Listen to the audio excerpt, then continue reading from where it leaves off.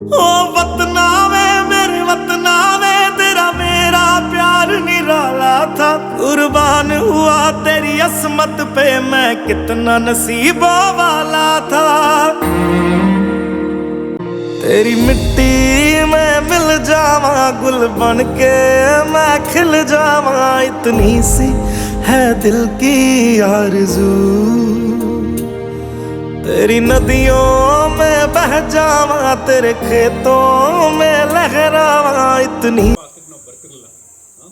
Right ಸೈಡಿಗೆ ಜಾಸ್ತಿ ಬರ್ತಿರಲಿಲ್ಲ. ಏನಿದ್ರು ಸೌತ್ ಕಡೆ ಹೆಗಡೆದೇವನಕೋಟೆ, ಮಡಿಕೇರಿ, ಚಾಮರಾಜನಗರ ಅಂಥ ಕಡೆ ಹೋಗೋದು ಯಾವಾಗಲೂ ನನ್ನ ಒಂದು ಇದು ಏನೋ ಹಾಬಿ. ಸೊ ಇವತ್ತು ನಮ್ಮ ಬೆಂಗಳೂರಿನ ವೆಸ್ಟ್ ಸೈಡಿಗೆ ಸ್ವಲ್ಪ ಬಂದು ಮಕ್ಕಳ ಜೊತೆ ಮಾತಾಡೋಣ, ನಿಮ್ಮ ಜೊತೆ ಒಂದು ಅರ್ಧ ಗಂಟೆ ಟೈಮ್ ಸ್ಪೆಂಡ್ ಮಾಡೋಣ ಅನ್ನೋ ಒಂದು ಉದ್ದೇಶ ಇಟ್ಕೊಂಡು ಇಲ್ಲಿ ಬಂದಿರೋದು. ಇಲ್ಲಿ ಆ್ಯಕ್ಚುಲಿ ಇವರು ಡಾಕ್ಟರ್ ಅನುಪಮ ಅವರು ನನ್ನ ಫ್ರೆಂಡ್. ಬೆಂಗಳೂರಲ್ಲಿ ನಾವೆಲ್ಲ ಒಟ್ಟಿಗೆ ಕೆಲಸ ಮಾಡಿದ್ದು, ಒಂದು ಆಲ್ಮೋಸ್ಟ್ 15 ವರ್ಷದಿಂದ ಫ್ರೆಂಡು.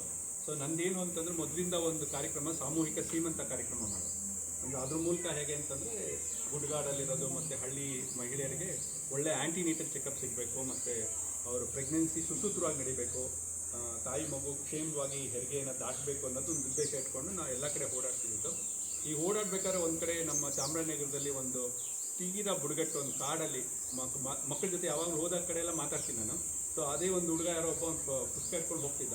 ಸೊ ಒಂದು ಬರೋ ಇಲ್ಲಿ ಅಂತೇಳಿ, ನಿನ್ನ ಹ್ಯಾಂಡ್ ರೈಟಿಂಗ್ ಹೇಗಿದೆ ನೋಡೋಣ ಕೊಡೋ ಇಲ್ಲಿ ಅಂತೇಳಿ ಪುಸ್ತಕ ಇಸ್ಕೊಂಡ್ರೆ ಅವನು ಒಂದು ಪುಸ್ತಕ ಇಟ್ಕೊಂಡು ಅದರಲ್ಲಿ 5 ಭಾಗ ಮಾಡಿದ್ದಾನೆ. ಆಯಿತಾ, ಇಂಗ್ಲೀಷು, ಸೈನ್ಸು, ಮ್ಯಾಥ್ಸು ಅಂತ 4-5 ಭಾಗ ಹೋಗಿದೆ ಒಂದು ಪುಸ್ತಕ. ಯಾಕೋ ಈ ಒಂದೇ ಪುಸ್ತಕ ಇಷ್ಟೊಂದು ಮಾಡಿದೆ ಅಂದರೆ ನಾನು ಇರೋದು ಒಂದೇ ಪುಸ್ತಕ ಸರ್ ಅಂತ.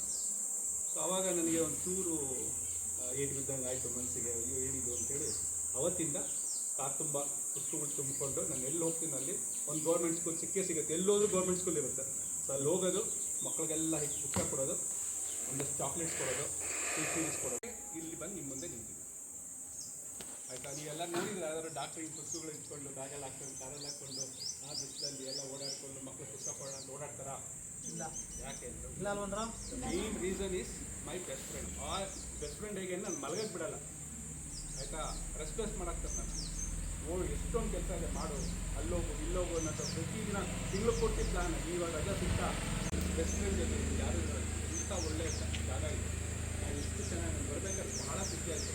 ಇಷ್ಟೊಂದು ಒಳ್ಳೆ ಕಾಡು, ಬೆಟ್ಟಗಳು ಎಲ್ಲ ಸುಂದರವಾದ ಜಾಗ. ನೀನು ನಿನ್ನ ಜೊತೆ ಫ್ರೆಂಡು ಜೋಕ್ ಆಮೇಲೆ ಇರ್ತೀರ. ನೀನು ನಿನ್ನ ಫ್ರೆಂಡು ಹೆಗಲ ಮೇಲೆ ಕೈ ಹಾಕ್ಬೇಕು. ಒಂದು 4-5 ರೌಂಡ್ ನೀವು ಹೊಡೆಯೋ ಒಟ್ಟಿಗೆ ನಿಮ್ಗೆ 3 ವರ್ಷ 4 ವರ್ಷ ಮುಗಿದೋಗುತ್ತೆ.